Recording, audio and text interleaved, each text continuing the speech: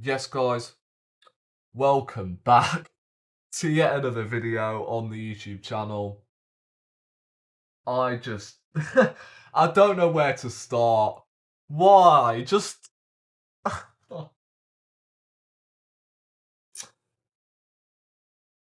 oh, Martin Ødegaard is injured for what it looks like 6 to 7 weeks, maybe longer actually. The guy was on crutches whilst he was boarding the plane. As I'm recording this video, the full extent of the injury has not been confirmed yet, so it could be confirmed the time this video gets posted, but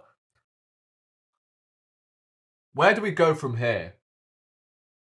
Seriously, Declan Rice suspended is bad enough. You can accept perhaps one of them, but both, including Moreno as well, with his shoulder hanging off. Excellent. Oh my, you just have to, well, I'm not the one to laugh at injuries, but still, we've already lost Calafiori, potentially, who went off injured against, I think it was France, in one of their Nations League fixtures. And now we've lost Ødegaard. Oh my days.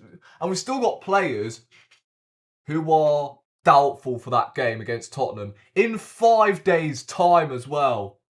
You can't make this shit up. You just cannot fathom why they have put an international break within 3 games of the Premier League season. It's been gone for nearly 3 months. And you're telling me, let's put an international break in between. We're not talking World Cup qualifiers, by the way. We're talking Nations League. Like, who gives a flying fuck? Seriously. The Premier League has just started. Like, come on. 3 games into a new season. And you know what? I actually saw this coming. Because of the dismal transfer window we had. I hope these happy clappers in this fan base are proud of themselves. Oh, the transfer window was an 8 out of 10 when it was a 5, really. Maybe even a 4.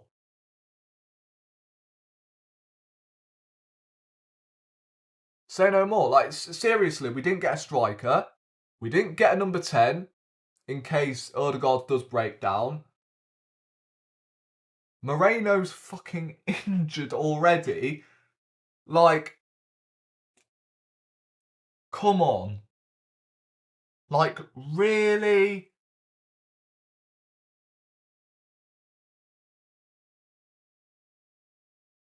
I just don't understand. The club has to take some responsibility as well. I'll get onto the club later on.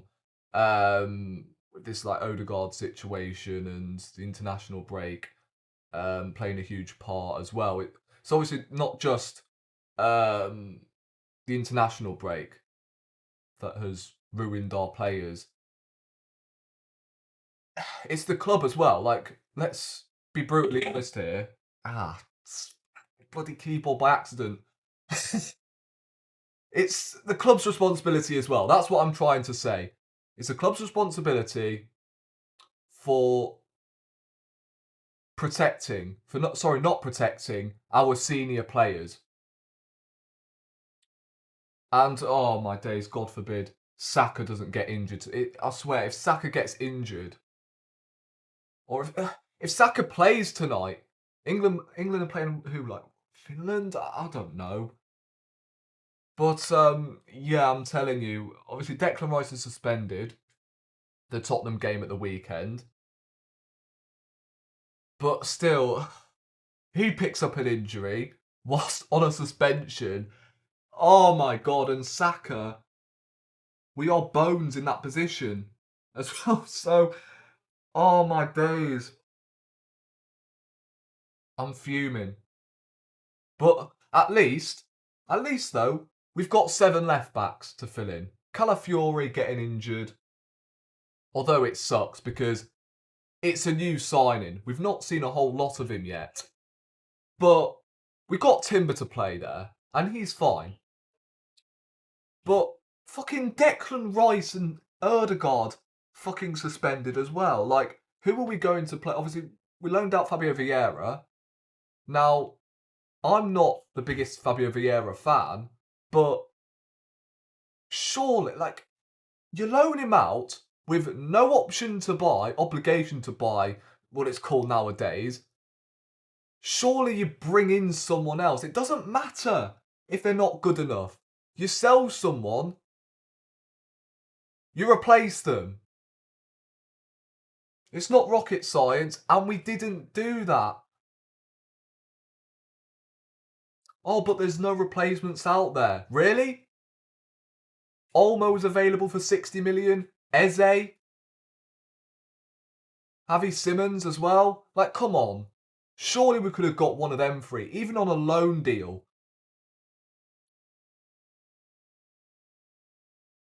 But yeah, as I said, the club has to take responsibility as well.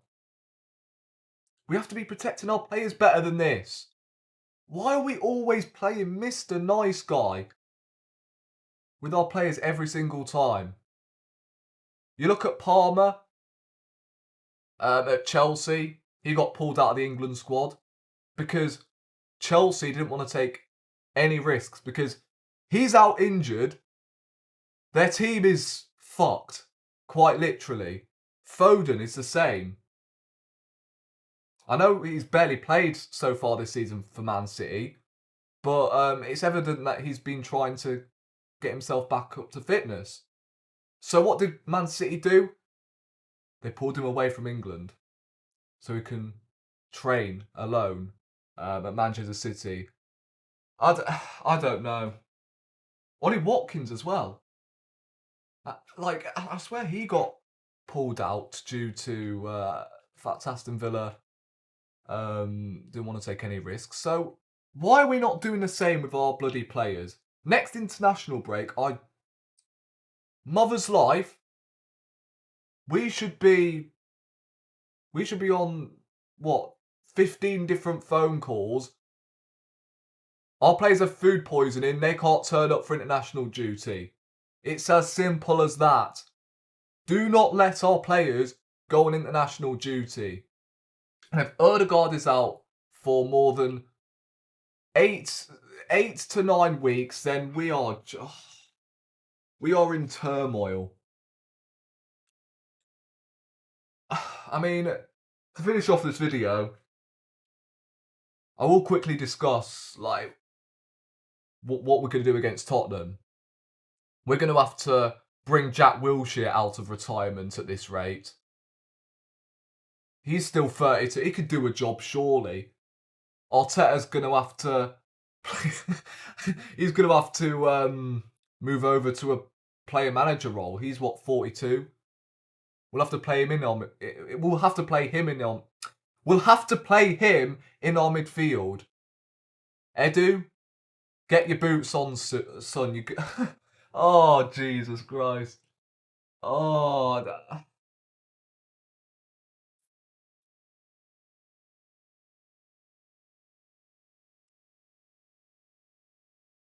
But yeah, in all seriousness, what do we do against Tottenham? I think the best solution is to play Havertz as the 10.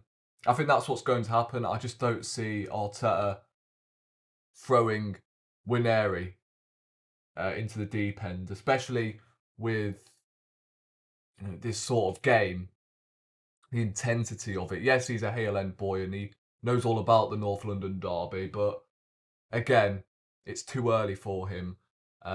He should be making his debut, well, his first professional start in a competitive game against Bolton in the Carabao Cup. And if he impresses, then he could take a spot.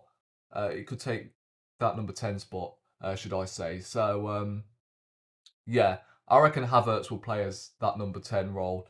Unless if it's not the number 8 role, then I think we're calm. But yeah, number 10, I don't mind that personally, but still. We're taking Havertz out of the striker position where he's scored I think he scored like 2 goals in 3 games in that false 9 position, and we have to take him out now because we have nobody. We have nobody in that position other than Wineri. Jorginho and Partey are going to have to start, so who's on the bench, midfielders-wise? Wineri is the only midfielder on the bench. I don't know. I mean, Zinchenko's another shout. He could play as the 10. Not the 10, what am I on about? The number 8 role. But I just don't see Arteta trying that. I really don't.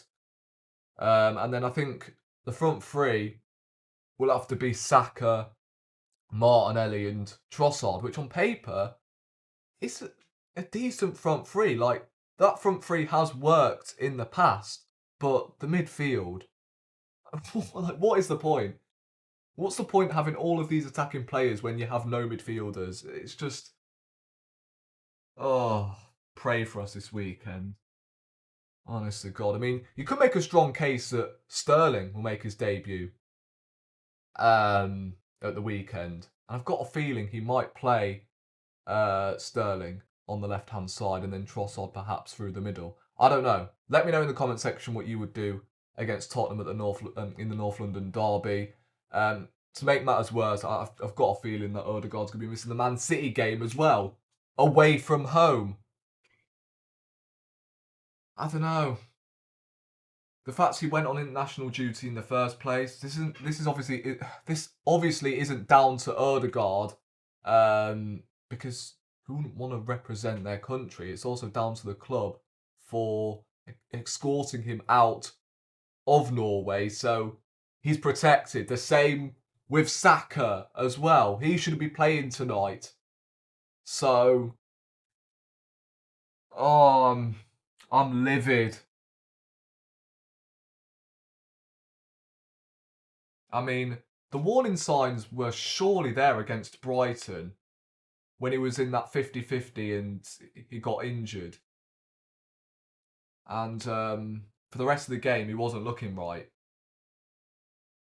So surely that should have been an indication, to Arsenal and Norway that we've got to treat him with care here. We've got to wrap him in cotton wool. But yeah, I don't know. I mean, we are 2 more injuries away from a total collapse. Thank you guys for watching. It's a longer video than I first anticipated, I know, but I just had to get everything off my chest. Subscribe if you're new, and I'll catch you in the next one.